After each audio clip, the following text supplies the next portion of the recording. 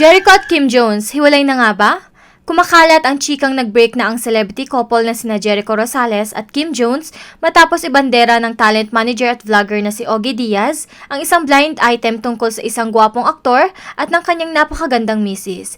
Ang blind item ay tungkol sa celebrity couple na matagal na umanong hiwalay pero nanatili pa rin magkaibigan habang pinaprocess umano ang kanilang annulment. Ayon pa sa dalawang host na si Pops Ogs at Mami Loy, nakikita raw nila sa events ang couple pero wala naman daw signs that they were no longer together.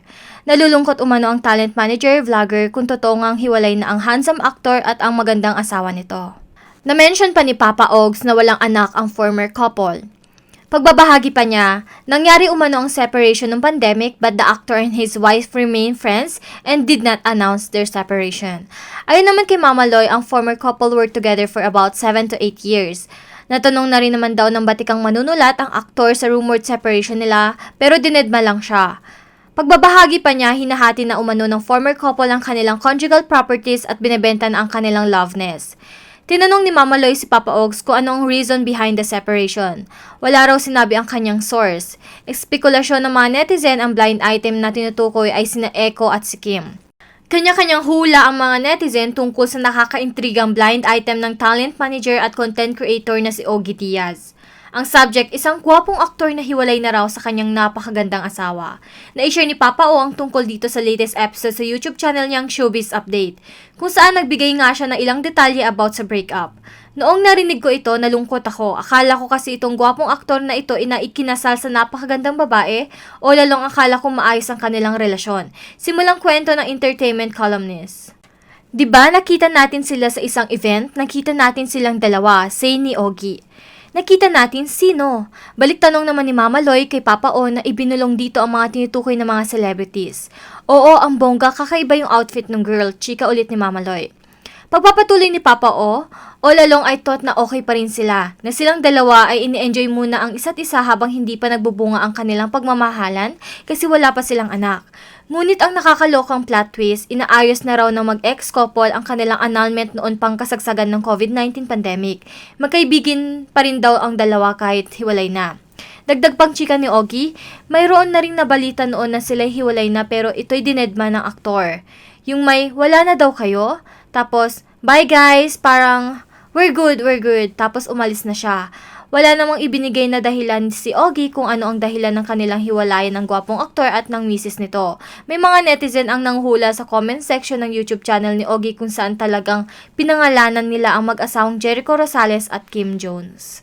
Jericho Rosales at Kim Jones ang blind item. Actually, una pa lang nagdedetalye si Mama Ogs, silang dalawa agad ang pumasok sa isip ko, Echo at Kim.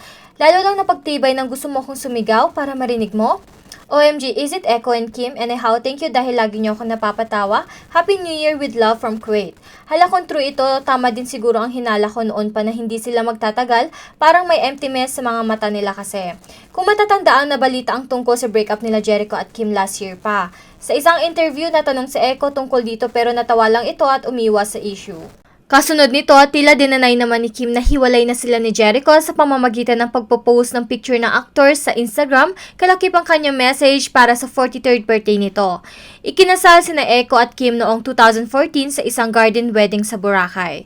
Pero nito nga lang nagdaang araw, nagpalitan ng mensahe at nagbiruan pa sa Instagram ang celebrity couple habang patuloy na iniintriga ang kanilang married life.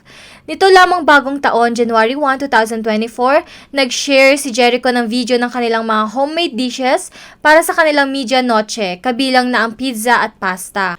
Hindi naman nakita sa video kung sino-sino ang mga kasama niya nag-celebrate ng New Year. Say niya sa caption, the magic number is 2024. Happy first #leftovers day of the year. Big folks, busy pa rin ang lababo. Nag-comment naman sa post niya si Kim, pizza nights are top tier nights.